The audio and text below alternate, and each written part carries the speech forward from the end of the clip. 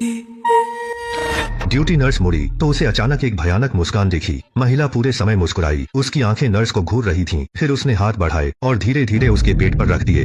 यह 2025 की इंडोनेशियाई thriller film crimson clinic है, जो सच्ची घटना पर आधारित है और पहले सप्ताह में ही बॉक्स ऑफिस चैंपियन बनी। जो पसंद करते हैं मिस न करें।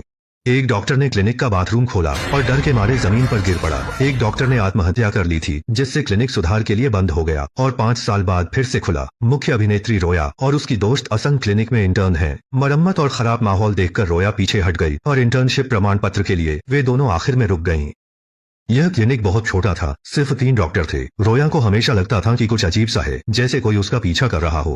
उत्सुकता से उसने बाथरूम का दरवाजा खोला, देखा कि वह कभी साफ नहीं हुआ था।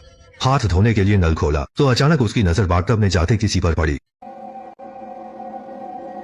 पर कपड़ा का पर्दा हटाने पर कुछ नहीं दिखा। रोया की दिल की धड़कन बढ़ गई और वह बाथरूम से निकली, पर अदृश्य भुजाएं उसे न दिखी। हेड नर्स ने अजीब होकर बताया कि यह बाथरूम खराब है, बगल वाले में जाओ। इंटर्नशिप से ठीक पहले रोया और उसकी दोस्त क्लिनिक के तीनों डॉक्टरों से मिली। पहले स्वागत करने वाले डॉक्टर लिंगो के अलावा मूंछों वाले डॉक्टर और उनकी पत्नी भी थे। उस दिन रोया और आसान की नाइट ड्यूटी थी। उन्हें लगा कुछ खास नहीं होगा और एक महिला अपनी मर्जी से वार्ड में आ गई। आसान को याद था कि रात में किसी रोगी ने चिकित्सा परामर्श नहीं लिया था, सो वह पुष्टि करने रिसेप्शन पर गई। रोया को भी कुछ अजीब लगा, क्योंकि महिला उसे अजीब नजरों से टकटकी लगाकर देख रही थी। वह हर रोगी की अच्छी सेवा करने के लिए उसे शांत रहने का दिखावा करना पड़ा और उसके से लाल पहुंचने की कोशिश की। तभी उसने अपने हाथ रोया के पेट पर रख दिए।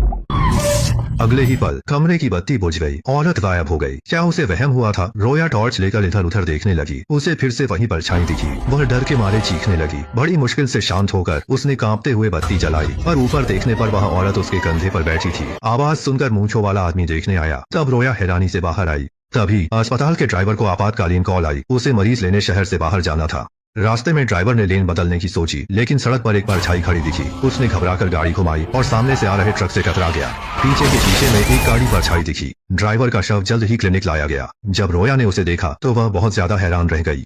वह जमीन पर बैठकर रो रही थी। आसांग ने वजह पूछी। रोया की इंटर्नशिप के पहले दिन ड्राइवर ने उससे छेड़छाड़ की थी। डर से रोया कुछ बोल नहीं पाई। मन ही मन ड्राइवर को बुरी मौत मरने का श्राप दिया, पर सोचा नहीं था वह सच में मर जाएगा। रोया को लगा कि उसी ने ड्राइवर को मारा है।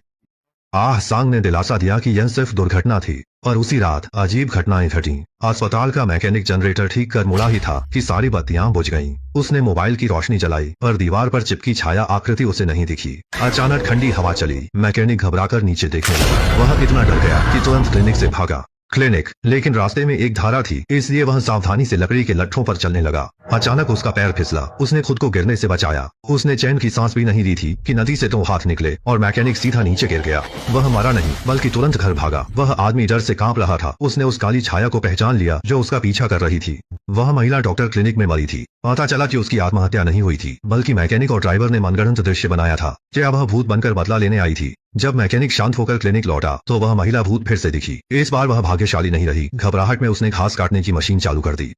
जल्द ही मैकेनिक मांस का ढेर बन गया। एक और कर्मचारी की मौत से लोया को लगा कि यह जगह वाकई बुरी शक्ति है। वह रोते हुए इस्तीफा देना चाहती थी और आसान को लगा कि कुछ और रुकना चाहिए, नहीं तो वे भूखे मर जाएंगे। हालांकि उस रात लोया अपने दुस्वप्न से जाग गई। उसने एक आपियाओ को छुपके से देखा।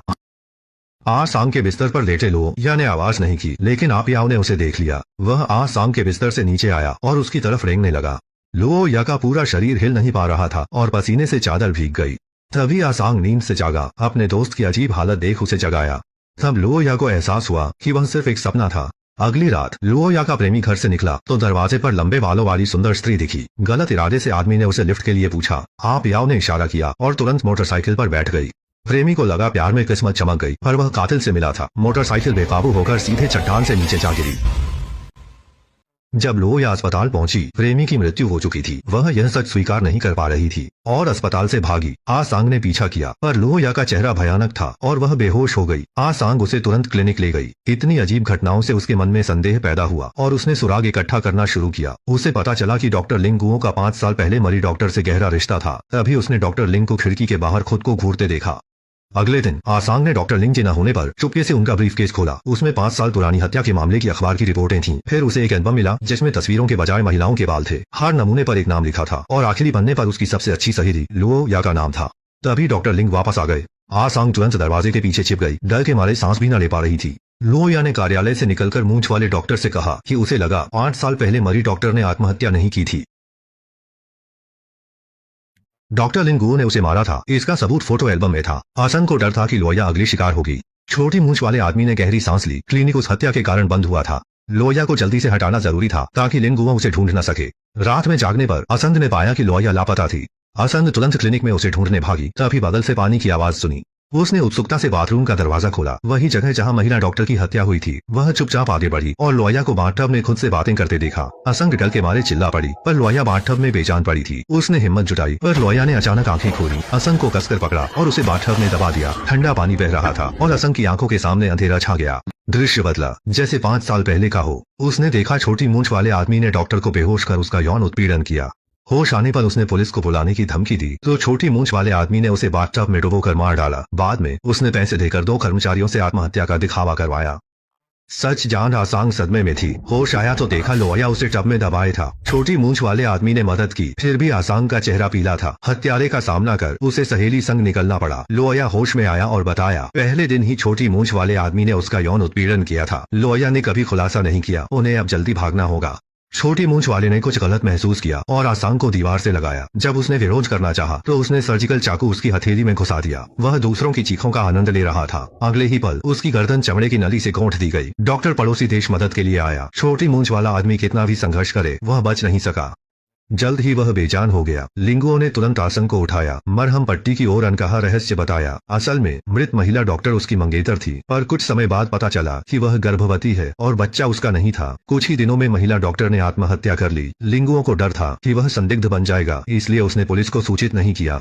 डॉक्टर की मन की कड़वाहट दूर न होने पर आसंग ने बाथटब हटाने का सुझाव दिया। तभी मूंछों वाले आदमी ने उठकर लिंगुओं के पेट में कई वार किए। आसंग की रूह कांप गई, पर उसने हिम्मत जुटाकर लोया को भगाया। मूंछों वाला आदमी उनका पीछा करता रहा। उसके वहशी होने की वजह मूल परिवार का प्रभाव था। उसने अपने जानवर से भी बदतर पिता को अपनी मां के साथ मनमानी करते देखा था।